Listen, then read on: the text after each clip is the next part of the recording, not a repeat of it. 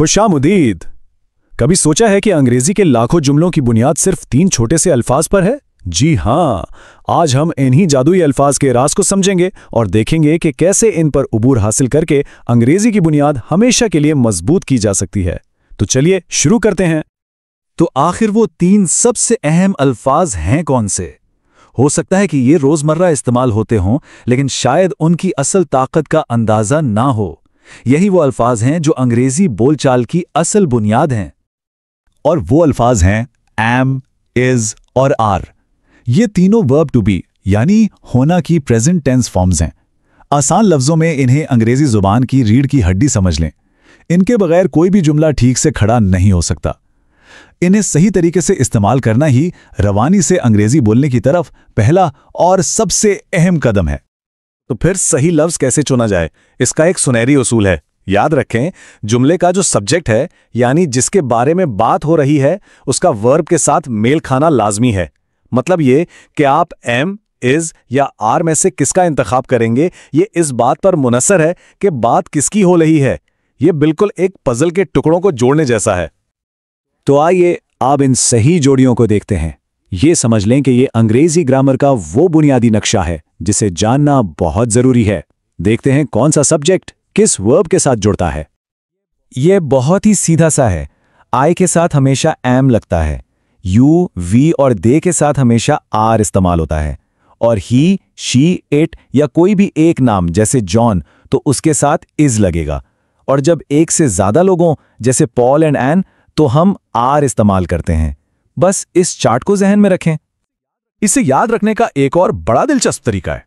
जरा एक switch board का तसव्वुर करें। सोचें कि हर सब्जेक्ट एक कमरा है और हर वर्ब एक लाइट का स्विच। अब आई वाले कमरे की लाइट सिर्फ एम वाले स्विच से ही ऑन होगी। वी और दे जैसे बड़े कमरों के लिए आर वाला स्विच चाहिए। अगर गलत स्विच दबाया तो लाइट नहीं जलेगी और जुमला काम नहीं करेगा। बहुत खूब।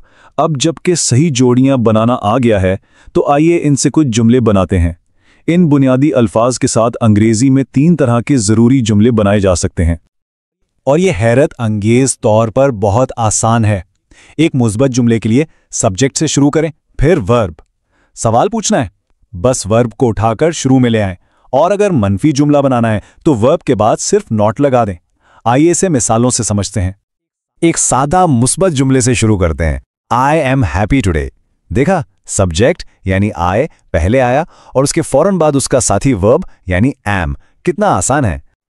अब एक सवाल पूछते हैं, आर यू अमेरिकन? गौर किया कि क्या हुआ? हमने वर्ब यानी आर को सब्जेक्ट यानी यू से पहले रख दिया और बस ये एक सवाल बन गया। और आखिर में एक मनफी जुमला, वी आर नॉट रेडी। यहां हमने बस वर्ब आर के फौरन बाद नॉट का इजाफा कर दिया है। याद रखिएगा, नॉट की जगह बहुत अहम है। अच्छा, अब एक प्रो टिप। अगर कोई चाहता है कि उसकी अंग्रेजी बिल्कुल नेटिव स्पीकर्स जैसी लगे तो उसे कॉन्ट्रैक्शंस यानी अल्फाज की मुख्तसर शक्लें इस्तेमाल करनी चाहिए। ये अंग्रेजी को ज़्यादा कुदरती और रवां बनाने का एक खुफिया तरीका है। सबसे आम मिसाल आई एम की है। रोजमर्रा की बातचीत में यह तकरीबन हमेशा आइम बन जाता है। जैसे कि आई एम सॉरी, ये बोलने में तेज और सुनने में ज्यादा फितरी लगता है। बिल्कुल इसी तरह यू आर मुख्तसर होकर योर बन जाता है। जैसे इस जुमले में योर लेट, ये हर जगह लिखा और बोला जाता है। ही इज, शी इज और इट इज सब एक ही आसान उसूल पर चलते हैं। ये हीज, शीज और इट्स बन जाते हैं। जैसे शीज एट होम।